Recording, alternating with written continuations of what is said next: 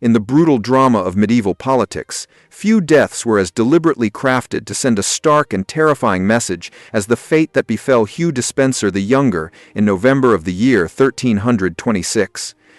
His screams echoed through Hereford, as executioners methodically destroyed not only his body but his very essence as a man. This was not merely an execution. It was a carefully orchestrated spectacle of vengeance, humiliation, and political theater that shocked even a society accustomed to public cruelty. Hugh Despenser rose from a minor noble to the most powerful man in England, second only to King Edward II. For over 10 years he wielded authority that made earls tremble and queens scheme in the shadows. But when Queen Isabella struck back, she ensured that Despenser's end matched the cruelty he himself had once inflicted. The manner of his death was chosen not for efficiency but for maximum suffering and symbolic annihilation.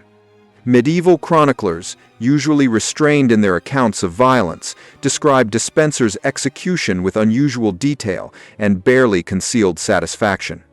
They understood they were witnessing not just a man's death but the bloody culmination of one of England's most turbulent political episodes. The sheer brutality of his demise tells us everything we need to know about the fear and hatred he inspired in life. What transforms a petty lord into the shadow ruler of a kingdom? And what terror could justify such a meticulously sadistic execution? The story of Hugh Despenser is one of unchecked ambition, royal favor, and the inevitable cost of absolute power. His rise was meteoric, his influence boundless, and his fall catastrophic. Today, we delve into the darkest corners of medieval England to uncover the twisted tale of a king's favorite who flew too close to the sundae. This is a story of how political ambition became a death sentence and how medieval justice proved more terrifying than any torture device ever devised. Hugh Despenser the Younger was born around the year 1286 in a world where loyalty to the crown could elevate a family to unimaginable heights or utterly destroy it. His father, Hugh Despenser the Elder, had already established the family's reputation as cunning courtiers and ruthless politicians. The younger Hugh inherited not only his father's name but also his shrewdness and a dangerous hunger for power. England during Hugh's youth was a kingdom in transition. Edward I, the fearsome hammer of the Scots, died in the year 1307, leaving the throne to his son, Edward II. The new king stood in stark contrast to his warlike father. He was more interested in rustic pastimes and the company of male favorites than in governing an empire. This weakness at the heart of power created opportunities for ambitious men like Hugh Despenser. Edward II's reign began under a cloud of scandal due to his relationship with Piers Gaveston, a Gascon knight who became the king's closest companion and, rumor had it, his lover. Gaveston's arrogance and blatant royal favor enraged the English nobility, who felt their influence waning under this foreign upstart. The baron's fury eventually led to Gaveston's murder in the year 1312, but this only created a vacuum that Hugh Despenser was perfectly positioned to fill. Unlike Gaveston, who was seen as an outsider, Hugh Despenser was undeniably an English nobleman. He possessed a political acumen that Gaveston lacked, understanding that true power lay not in flaunting royal favor, but in systematically building an unassailable position within the existing power structure. Where Gaveston had been content with titles and wealth, Despenser aimed for something far more dangerous: real control over the mechanisms of governance. By the year 1318, Hugh Despenser had maneuvered his way into the king's inner circle, becoming Edward II's new favorite, and many suspected, his lover. But Hugh Despenser brought to this relationship a level of political sophistication and ruthless ambition that made Piers Gaveston's influence seem modest by comparison. He did not aim to be merely the king's companion. He sought to be his voice, his hand, and ultimately his proxy in all but name. The transformation of Hugh Despenser from courtier to shadow ruler began with his appointment to key administrative posts under Edward II. By the year 1322, he had secured the title of Chamberlain, granting him direct access to the king at all hours and control over who else could approach the monarch. This position became the foundation of his power, allowing him to filter information, shape decisions, and gradually isolate Edward from other advisors. Despenser's methods were systematic and merciless. He began by identifying potential threats among the nobility and systematically eliminated them through legal maneuvers, economic pressure, and, when necessary, outright violence. Lords who opposed him lost their lands on trumped-up charges, their relatives ended up in prisons, and their traditional rights were stripped away through creative interpretations of feudal law. The Welsh marches became a particular obsession for Despenser and the primary source of his growing wealth. These border territories, traditionally governed by semi-autonomous lords, were rich in land and resources.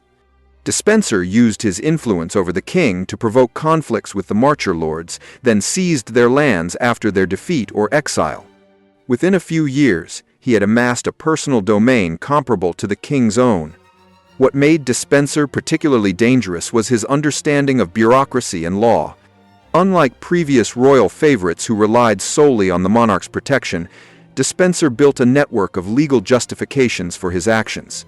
He filled courts with his supporters, manipulated parliamentary procedures, and created a paper trail that lent an air of legitimacy to his land grabs and political persecutions.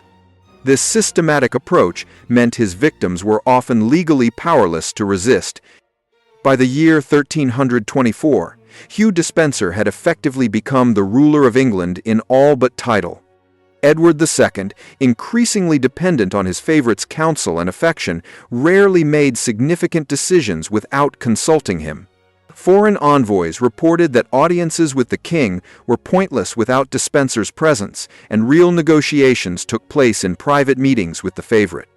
The traditional nobility found themselves wholly sidelined from governance, reduced to spectators in their own kingdom. Despenser's rule was marked by a systematic campaign of terror against anyone who dared oppose him. His enemies faced not just political marginalization but total destruction. The Earl of Lancaster, one of England's most powerful nobles and the king's cousin, was executed in the year 1322 for attempting to rebel against Despenser's influence. This execution sent a clear message: even royal blood would not protect those who stood against the favorite. Despenser's persecution of his enemies went beyond mere elimination, becoming a deliberate exercise in humiliation and suffering. Lords who opposed him were not simply killed or exiled. They were first stripped of dignity through public trials on fabricated charges, forced to watch their families languish in prisons or poverty, and subjected to punishments designed to break their spirit before their body. Psychological torture often proved more effective than physical violence. Despenser's network of informants and supporters infiltrated every level of English society. Servants in noble households, clerks in government offices, and even members of the clergy were either recruited or coerced into serving his intelligence apparatus. This created an atmosphere of paranoia where no conversation was safe and no alliance was secure. The traditional bonds of feudal loyalty began to unravel under the pressure of Despenser's surveillance state. Women were not exempt from his cruelty and, in many cases, suffered disproportionately. The wives and daughters of his enemies were used as leverage, imprisoned in harsh conditions, or forced into marriages that served his political interests. Lady Alice de Lacy, one of England's wealthiest heiresses, was effectively kidnapped and held under Despenser's control so he could manage her vast estates. These attacks on women violated the chivalric codes that supposedly governed noble conduct, fueling public outrage against his rule. Perhaps most alarming was Despenser's treatment of the church and its representatives. Despite the medieval reverence for religious authority, he showed no hesitation in imprisoning bishops, confiscating church lands, and manipulating ecclesiastical law to suit his needs. When Bishop Adam Orleton of Hereford dared to criticize royal policy, Despenser ordered his arrest and torture. This sacrilegious behavior shocked contemporaries and added charges of impiety to his growing list of crimes. The turning point came with Queen Isabella herself. The wife of Edward II, daughter of the French king, and one of Europe's most powerful women, she found herself increasingly marginalized and humiliated by Despenser's dominance over her husband. The favorite made no effort to hide his contempt for the queen, restricting her access to Edward and systematically reducing her household and income. But Isabella was not a woman to be quietly sidelined. In the year 1325, she was sent to France to negotiate with her brother, King Charles IV, over disputed territories in Gascony. This diplomatic mission gave her the opportunity to escape Despenser's control and begin organizing resistance against his regime. Once in France, she rallied support among English exiles and disaffected nobles who had fled Despenser's purges. Her cause gained significant traction after she forged an alliance with Roger Mortimer, a marcher lord who had escaped the favorite's earlier crackdowns. Isabella's propaganda campaign against Despenser was strikingly simple and effective. She portrayed herself as an aggrieved queen, driven from her own kingdom by the unnatural influence of her husband's favorite. She highlighted Despenser's violations of traditional law and custom, his attacks on the church, and his destruction of noble families. Most powerfully, she cast him as an alien force, undermining English values despite his English birth. The Queen's message resonated deeply with audiences across Europe, familiar with the dangers of royal favorites and the chaos they could unleash. Isabella presented herself as the defender of legitimate rule against tyranny, and her cause attracted support from nobles, merchants, and commoners who had suffered under Despenser's regime. By the year 1326, she had gathered forces for an invasion and was ready to return to England. The invasion itself was almost anticlimactic. When Isabella landed in Essex in September of the year 1326, she was greeted as a liberator, not a conqueror. The common people, weary from years of oppression under Despenser, flocked to her banner. More crucially, nobles previously cowed by fear of the favorite saw their chance for revenge and deserted Edward II in droves. Edward II and the Despensers fled west toward Wales, hoping to find refuge in regions where Hugh's power was particularly strong. But even there, support quickly evaporated as local leaders realized their future lay with the Queen, not the disgraced king, and his favorite. The network of fear and patronage that underpinned Despenser's power proved to be built on shifting sands when faced with genuine resistance. Hugh Despenser the Elder was captured, first seized by Isabella's forces, as he tried to defend Bristol Castle. His execution was swift but brutal. He was hanged, drawn, and quartered as a traitor, with his head displayed on London Bridge as a warning to others.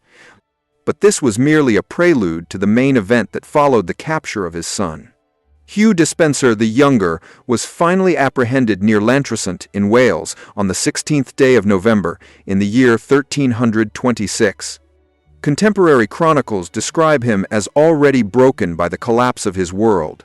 The man who had held England in terror for over 10 years was reduced to a trembling figure, reportedly attempting to take his own life to avoid capture. His captors, however, had no intention of allowing him such an easy escape from justice.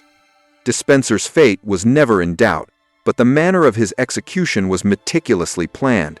Queen Isabella and her allies understood that this death needed to serve multiple purposes.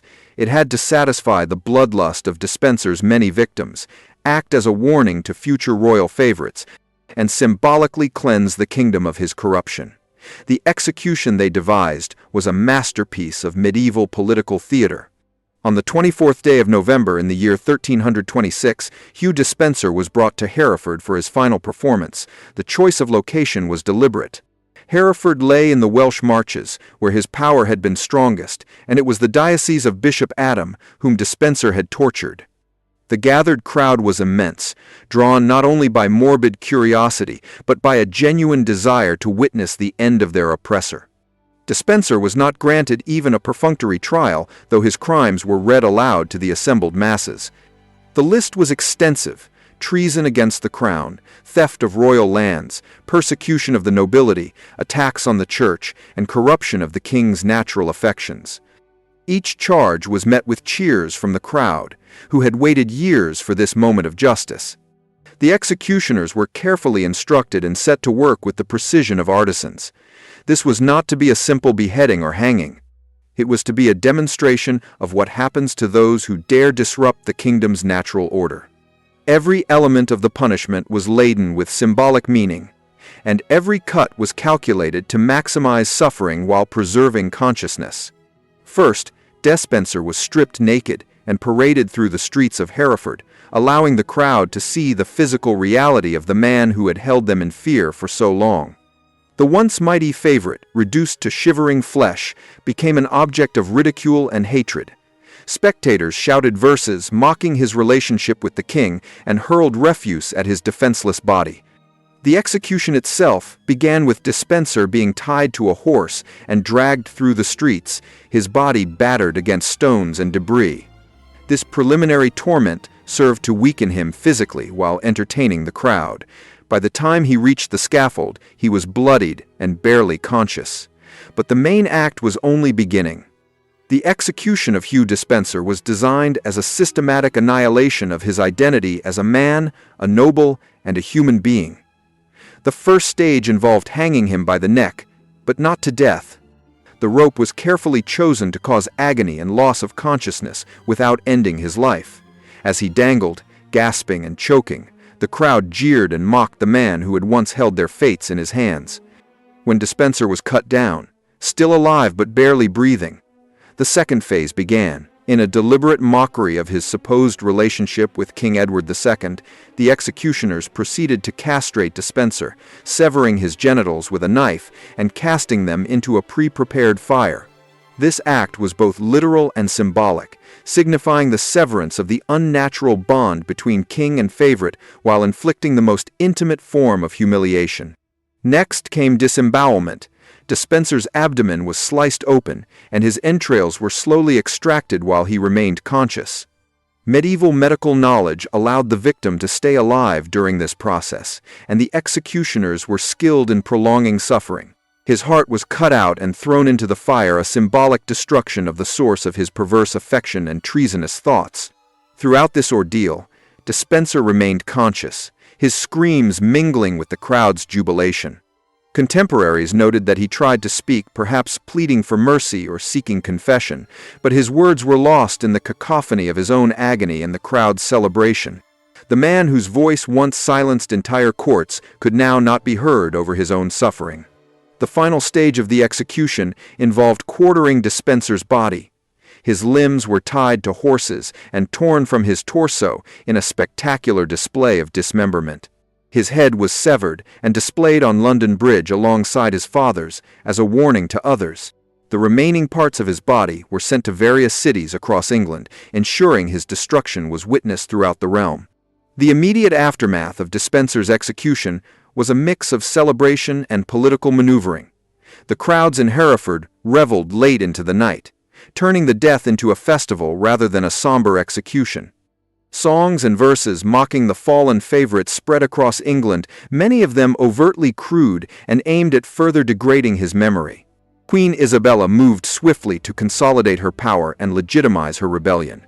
Within weeks of Despenser's death, King Edward II was forced to abdicate in favor of his young son, Edward III. With Isabella as regent, the official narrative framed her as the savior of England from the corruption of malevolent advisors, restoring legitimate rule. Despenser's execution was presented as necessary justice, not vengeance. The psychological impact of Despenser's death on the English nobility was profound and lasting. The elaborate and performative nature of the execution served as a stark warning to future royal favorites who might seek to amass similar power. For generations, courtiers recalled Hugh Despenser's fate before daring to wield excessive influence under a weak monarch. The financial consequences of his fall were equally dramatic. His vast estates were redistributed among Isabella's supporters, fundamentally reshaping the power structure of the English nobility. Families impoverished by his persecutions suddenly gained wealth and influence, while those who had collaborated with him faced ruin and exile. The international repercussions were also significant. European courts watched Despenser's rise with fascination and horror, and his execution was seen as a triumph of legitimate rule over tyranny. Isabella's successful rebellion became a model for other queens and nobles facing threats from corrupt favorites and weak rulers. The legacy of Hugh Despenser's execution extends far beyond medieval England, fitting into the broader history of political violence and state power. His death stands as one of the most elaborate and symbolic executions in English history, designed not merely to end a life, but to send a resounding message about the consequences of unchecked ambition and the corruption of royal authority. The method of execution, combining hanging, castration, disembowelment, and quartering, became a template for punishing traitors, persisting in English law until the 18th century. The legal precedent set by Despenser's case influenced how treason was judged and punished in the future, embedding his suffering into the very framework of English jurisprudence.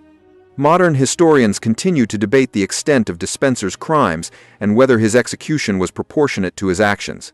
While few defend his conduct during his years of power, many argue that the elaborate cruelty of his execution speaks not only to his own villainy, but also to the vengefulness of his enemies. The spectacle of his death may have hardened English political culture, normalizing extreme violence as a tool of governance. The sexual elements of Despenser's punishment, particularly the castration, reflect medieval anxieties about homosexuality and the perceived threat of unnatural bonds between men. His death became a cautionary tale about how sexual deviance could corrupt political power, a theme that would recur in English history whenever royal favorites were suspected of intimate relationships with monarchs. The psychological dimensions of Despenser's execution also demand attention. The intricacy of his punishment suggests that his enemies needed not just his elimination, but his complete destruction and humiliation. This points to the deep trauma and rage his years of oppression had inflicted on the English nobility and commoners alike. Reflecting on the gruesome death of Hugh Despenser the Younger, we confront uncomfortable truths about power, justice, and human nature that transcend the medieval era. His story illustrates how unchecked power can corrupt even those born into privilege and educated refinement, turning them into monsters who view others as obstacles or tools. The elaborate cruelty of his execution forces us to reconsider our own notions of justice and proportionality. While Despenser undoubtedly committed grave crimes against countless innocents, the theatrical nature of his death raises questions about whether anyone deserves such systematic torture and degradation, regardless of their deeds. The crowd's enthusiastic participation in his suffering reveals the dangerous pleasure humans can take in witnessing the destruction of those they despise. The political lessons of Despenser's rise and fall remain relevant today. His story demonstrates how institutional weakness at the center of power creates opportunities for ambitious individuals to wield dangerous influence through manipulation and intimidation. The gradual erosion of legal and traditional checks that enabled his tyranny serves as a warning about the fragility of democratic institutions and the rule of law. Perhaps most unsettling is how Despenser's regime normalized extreme behavior through fear, corruption, and the gradual expansion of acceptable cruelty. His victims often became complicit in their own oppression, trapped in a system where resistance was punished more harshly than compliance. This dynamic illustrates how tyranny perpetuates itself, eroding the moral foundations of entire societies. The ultimate lesson of Hugh Despenser's horrific end may be that the line between civilization and barbarism is far thinner than we like to believe. His execution, for all its medieval trappings, was carried out by educated, ostensibly Christian people convinced they were serving justice. The ease with which they embraced elaborate cruelty in the name of righteousness should forever remind us of humanity's capacity for evil regardless of era or cultural context.